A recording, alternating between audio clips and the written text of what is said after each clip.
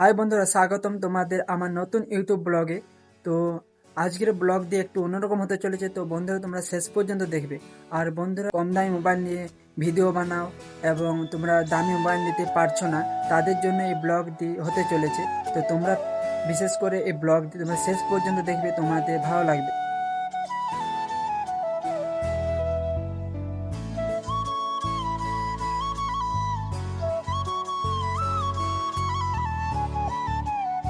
আমি যেমন ব্লগ বানাই কম দামি মোবাইলে, ঠিক আছে, এরকম অনেকজনই আছো। তো তাদের জন্য স্পেশালিস্ট হতে চলেছে এই ব্লগটি।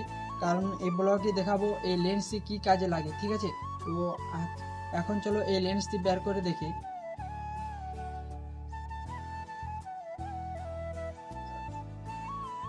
তো প্রথমে দেখতে পাচ্ছ একটা ক্লিপ দিয়েছে, তারপর দেখতে পাচ্ছ একটি ব্যাগের মধ্যে আছে। তো বন্ধুরা, দেখতে পাচ্ছ আমার হাতে কি আছে, এই দুটি জিনিস এসেছে।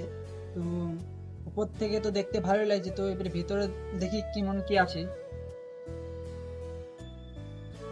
দেখতে পাচ্ছ এটা হচ্ছে ম্যাক্রো লেন্স, ঠিক আছে, এটা হচ্ছে ম্যাক্রো লেন্স।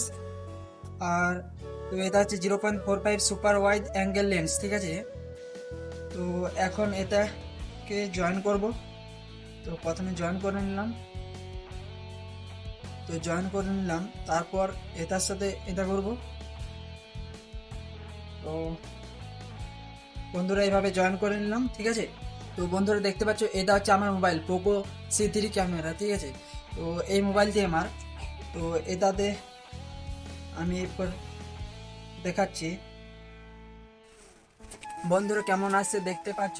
তো বন্ধুরা কেমন আসছে দেখতে পাচ্ছ, আমি ঠিক দেখতে পাচ্ছি না, ঠিক আছে। তো পেছনে কতটা ওয়াইড এসেছে আমি ঠিক দেখতে পাচ্ছি না। যাই হোক, তোমরা জানিও কেমন এসেছে।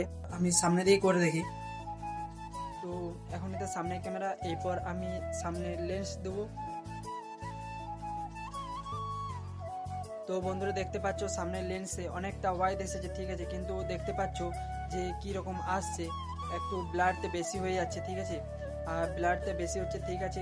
এবং যে আমার যে ক্যামেরা সেই ক্যামেরার থেকে একটুকু মানে কোয়ালিটি ডাউন হয়ে আসছে। তো কোয়ালিটি ডাউন হয়ে যাওয়ার কারণে আমার একটু বেশ পছন্দ হচ্ছে না। আর তো দেখতে পাচ্ছ এখন কোয়ালিটি কীরকম, আর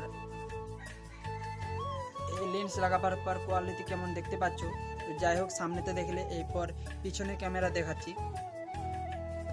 তো এখন আমার হাতে লেন্স, আর এখন আমি ক্যামেরাটা সেট করছি।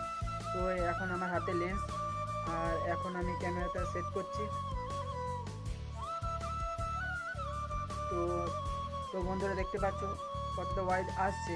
তো যাই হোক, ওয়াইড এসেছে মানছি, ওয়াইড অনেকটা আসছে, কিন্তু ব্যাকগ্রাউন্ডের সাথে সাথে আমার নিজের ফেসটা পর্যন্ত ব্লার হয়ে আসছে, সেই জন্য আমার এটি বেশি একটু পছন্দ হচ্ছে না।